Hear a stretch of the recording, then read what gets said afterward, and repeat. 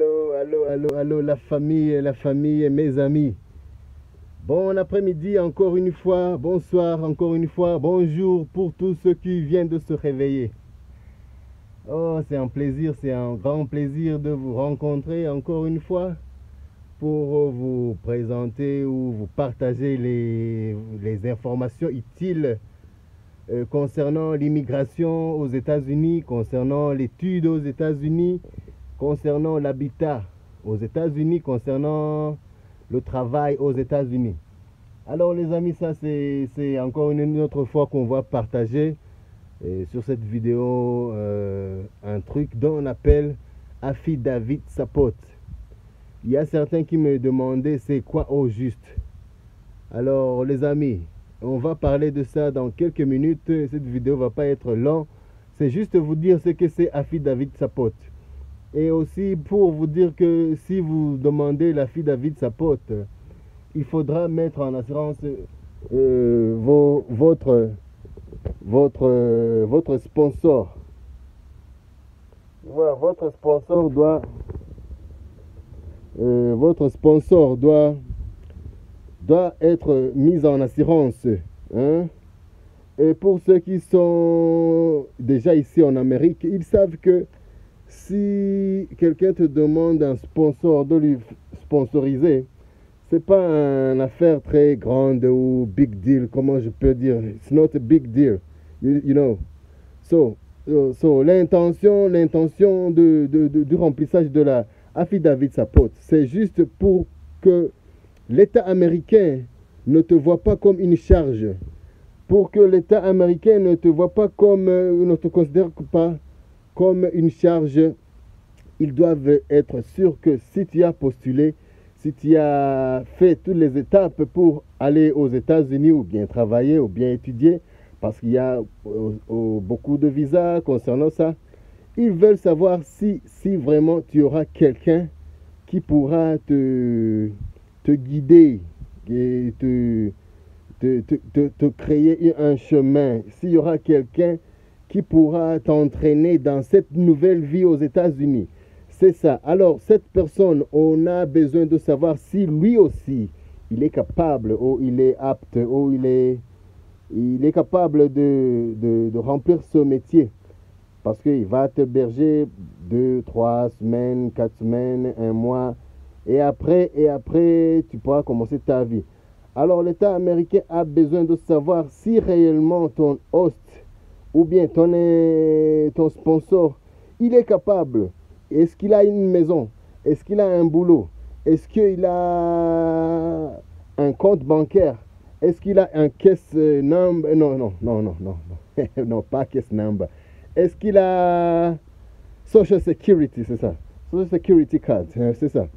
Ils veulent savoir si vous avez votre Social Security, ils veulent savoir vraiment si ton host ou bien ton sponsor, il est en ordre. Alors, s'il n'est pas en ordre, vraiment, il ne pourra pas remplir le formulaire que vous voyez ici dessus. S'il n'est pas en ordre, il ne pourra pas divulguer toutes les informations que vous voyez sur cette page. Les amis, il y a, concernant le remplissage de cette formulaire, vous voyez, c'est même que rien. C'est même que rien. Et vous voyez que c'est peu de questions et ces questions, ils sont vraiment faciles à répondre. Hein? Tu vois le nom, le prénom, tu vois l'adresse. Il y a aussi l'état dans lequel il vit. Il y a le boulot. Ton host doit mettre un boulot. Et il doit mettre aussi son compte bancaire. Et il doit aussi mettre ton numéro de Social Security. Alors les amis, si ces questions sont vraiment faciles, tout le monde, vraiment quelqu'un qui a le cœur, vraiment quelqu'un qui a besoin de t'aider ou de porter ton assistance là, vraiment c'est facile. Il pourra pas refuser disant que le formulaire est vraiment difficile à remplir. Alors les amis, ça c'est pour vous dire l'intention de la affidavit Sapot et aussi vous dire comment on peut la remplir. Vous voyez cette page, cette formulaire là, il est vraiment facile, vraiment facile.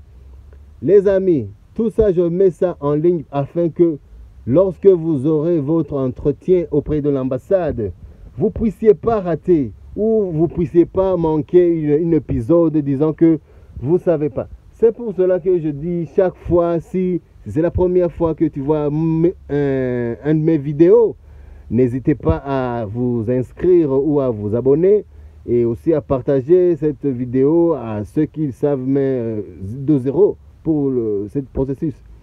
Et aussi liker pour me dire que vous avez aimé cette vidéo. Alors les amis, je viens de faire 3 vidéos consécutives. Il y a celle-là de bulletin officiel, vous vous rappelez.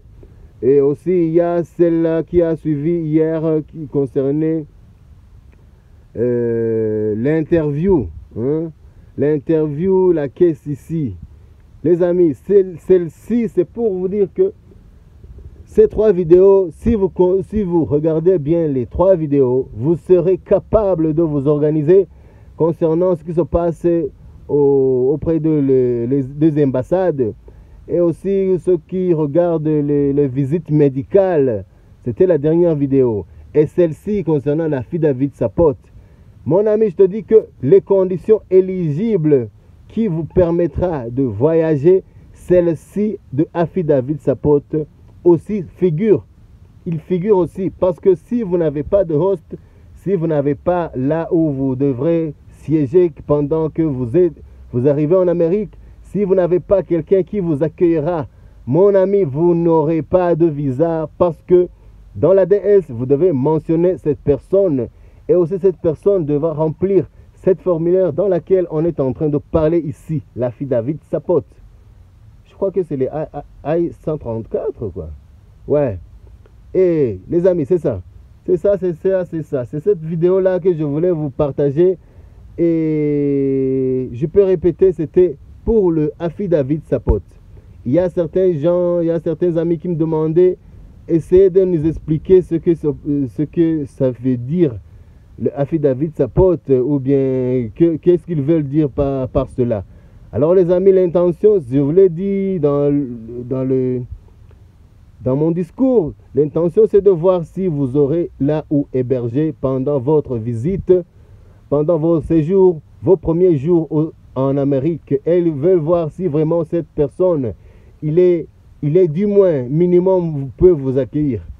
Alors les amis, c'était pour ça. Veuillez suivre, veuillez partager. Si c'est la première fois que tu vois cette vidéo, abonne-toi. Si tu as aimé aussi, laissez des pouces bleus ici. Partagez les amis. On se voit demain dans une autre vidéo. A plus, je vous aime, bye bye. C'est votre ami.